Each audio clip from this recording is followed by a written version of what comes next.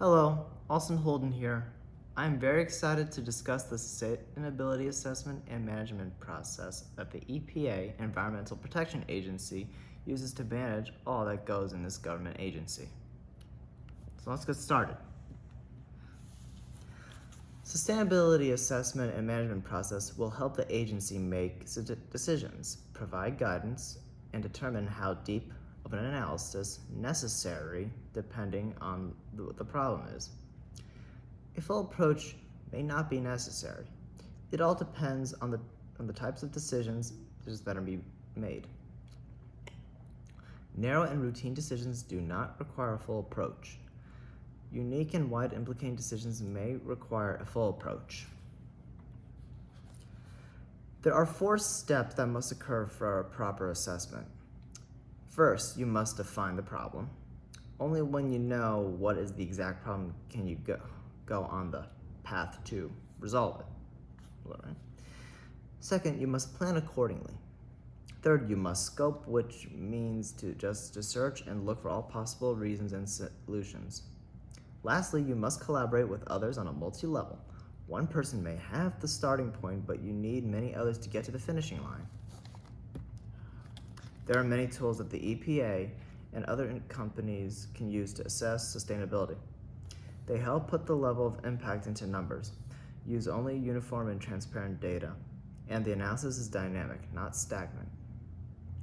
Some of the best tools are risk assessment, life cycle assessment, and benefit cost analysis, ecosystem services valuation, integrated assessment models, sustainability impact assessment, environmental justice tools, and present conditions in future scenarios. Each will be discussed briefly. Risk assessment puts the adverse effects into numbers. It helps identify the risk, assess the exposure, characterize the risk, and state any uncertainties. Life cycle assessment analyzes the beginning to the end of the product's life. It helps evaluate environmental impacts, but putting them into numbers. Benefit cost analysis measures the net benefits of alternate decisions.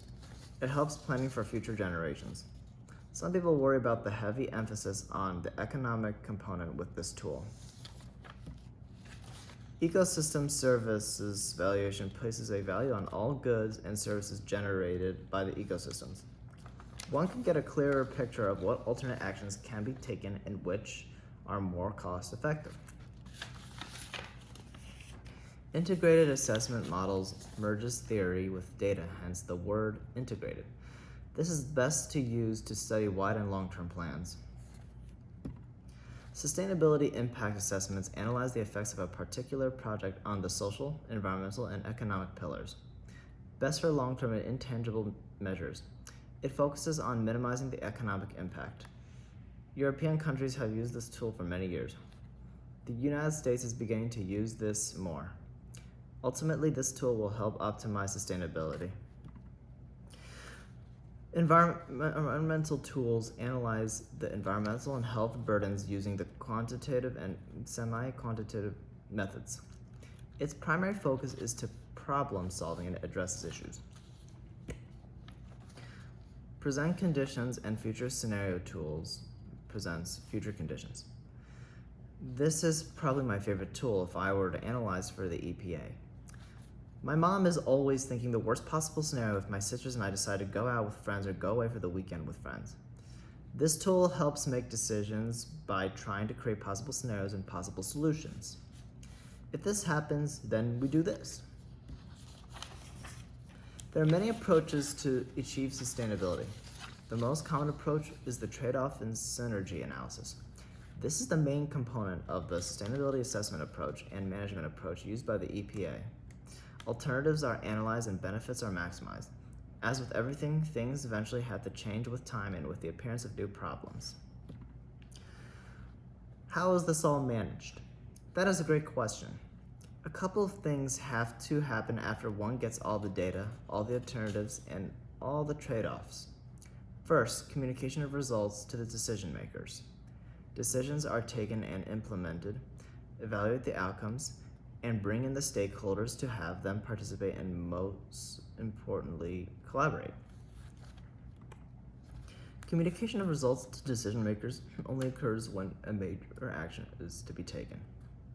The decision makers' roles must be defined and there must be accountability for their decisions. Decisions taken and implemented only after there are briefing documents and different solutions available. This provides more choices. Evaluation of outcomes identifies the best methods and reduces risks. Through the accumulation of accurate and transparent data, one can identify risks, identify appropriate indicators such as sustainable indicators and stock and flow indicators. All the decisions and findings should be made public. Stakeholders' engagement and collaboration is essential. It is important to make people involved in the decision making.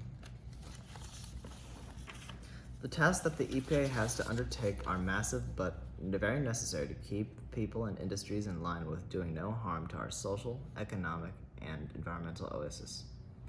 The sustainability assessment and management process needs good data and tools, must involve people in the analysis and decision making, and most importantly, any decision or action is not set in stone.